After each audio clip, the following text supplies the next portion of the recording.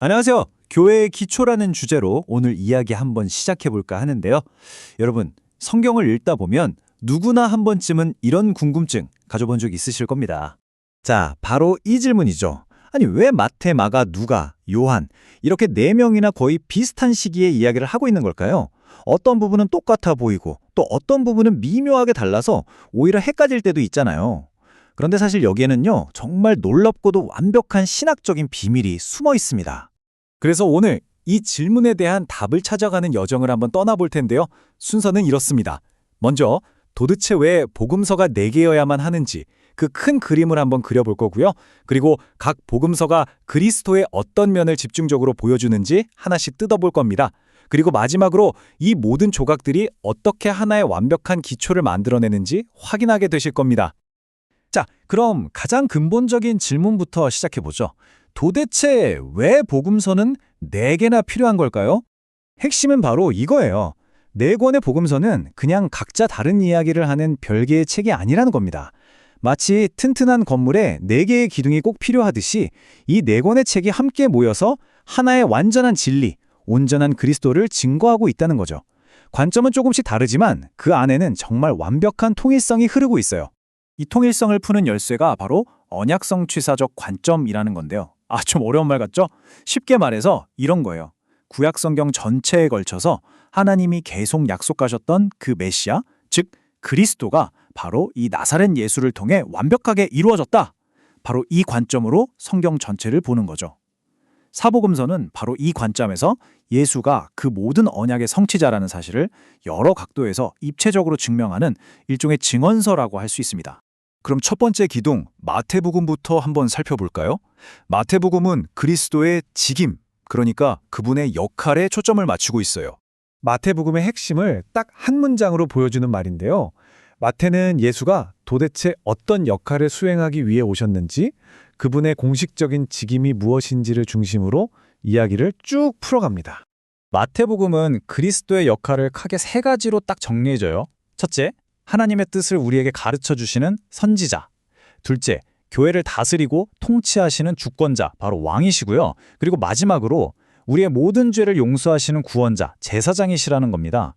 이 3가지 직임이 바로 교회가 서 있는 단단한 기초가 되고 우리가 어떻게 살아가야 하는지에 대한 가장 중요한 원리를 알려주는 거죠.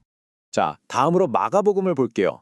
마태가 그리스도의 역할에 집중했다면 마가는 그리스도의 신분에 집중합니다. 마가복음은 그래서 예수는 도대체 누구냐? 이 근본적인 질문에 대해 바로 그의 신분을 통해 답을 주려고 해요. 근데 정말 흥미로운 건 마가는 그분의 신분이 어떻게 급적으로 변하는지를 아주 생생하게 보여준다는 점이에요. 이걸 보세요. 정말 드라마틱하지 않나요? 원래는 온 우주의 주인이신 하나님의 아들이라는 가장 높은 신분이셨는데 십자가에서는 인간과 심지어 하나님에게까지 버림받는 가장 낮은 신분으로 떨어지시죠. 하지만 거기서 끝나지 않고 마침내 부활하심으로 사탄의 모든 권세를 깨뜨리고 승리하시는 주권자의 신분으로 다시 회복됩니다. 이 낮아지셨다가 높아지시는 이 과정 자체가 바로 우리 성도들이 따라가야 할 삶의 모델이 되는 겁니다. 자, 이제 3번째 기둥인 누가복음입니다. 누가복음의 키워드는 바로 사역, 그러니까 그리스도께서 하신 일이에요. 누가는 아주 집요하게 그리스도께서 이 땅에서 구체적으로 어떤 일, 즉 어떤 사역을 하셨는지 그 행적을 따라갑니다. 그렇다면 누가가 보여주고 싶었던 그 사역의 최종 목표는 과연 무엇이었을까요? 그 목표는 바로 하나님 나라를 이 땅에 전파하고 실제로 이루시는 것이었습니다. 여기서 정말 중요한 포인트가 있어요. 이 하나님 나라는 우리 인간의 노력이나 프로그램으로 만들어지는 게 절대 아니라는 겁니다. 오직 하나님의 아들이신 그리스도의 주권적인 능력으로만 가능하다는 걸 누가는 아주 분명하게 보여주죠. 우리는 그저 그분의 몸의 일부, 그분의 종으로서 그 위대한 사역에 쓰임받을 뿐입니다. 자, 드디어 마지막 4번째 기둥, 요한복음입니다. 요한복음은요, 가장 깊고 근원적인 질문을 던져요. 바로 그리스도의 본성이 무엇이냐는 거죠. 요한복음의 정수가 바로 이 구절에 다 담겨 있습니다.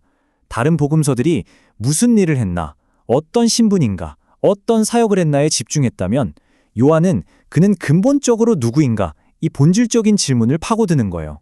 요한은 예수가 그냥 위대한 사람이 아니라 본성적으로 하나님 자신과 똑같은 신성을 가지신 분이라고 증언합니다.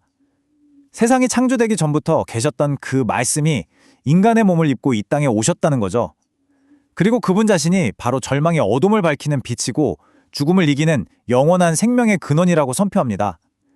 이 증거를 믿을 때 우리는 사망에서 생명으로 옮겨지는 놀라운 구원을 경험하게 되는 겁니다. 자, 이렇게 마태, 마가, 누가, 요한 4개의 정말 거대한 기둥을 하나씩 다 살펴봤습니다. 그럼 이제 이 기둥들이 어떻게 하나의 완벽한 기초를 만들어내는지 그 전체 그림을 한번 맞춰보죠. 이 표를 보시면 한눈에 들어오실 거예요. 마태복음은 그리스도의 직임을, 마가복음은 신분을, 누가복음은 사역을, 그리고 요한복음은 본성을 증거합니다. 보세요. 이 4가지 중에 어느 하나라도 빠지면 그리스도를 온전히 알 수가 없겠죠. 이 4가지 관점이 다 함께 모일 때 비로소 우리는 입체적이고 완전한 그리스도의 모습을 볼 수 있게 되는 겁니다. 바로 이겁니다. 이게 오늘 우리가 이야기한 내용의 핵심이에요. 4권의 복음서는 단순한 반복이나 서로 다른 이야기가 아니라 하나의 완전하고 견고한 교회의 기초를 세우기 위해 반드시 필요한 4개의 기둥이었던 셈이죠.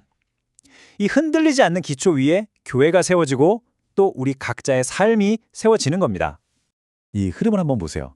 이게 그냥 신학적인 개념으로 끝나는 게 아니에요. 구약의 그 기나긴 언약에서 시작해서 그리스도께서 그 모든 약속을 성취하시고 사복음서가 그것을 남김없이 증언함으로써 교회의 기초가 딱 놓이게 됩니다. 그리고 바로 그 견고한 기초가 있기 때문에 오늘을 살아가는 우리 성도들의 거룩한 삶이 비로소 가능해지는 거죠. 이 모든 게 하나의 거대한 이야기로 연결되어 있는 거예요. 오늘 우리는 사복음서가 어떻게 교회의 완전한 기초를 이루는지 살펴봤습니다. 마지막으로 이 질문을 여러분께 던지면서 마무리하고 싶습니다. 그렇다면 여러분의 삶, 여러분이라는 집은 지금 과연 어떤 기초 위에 서 있습니까? 한번 깊이 생각해 볼 문제입니다.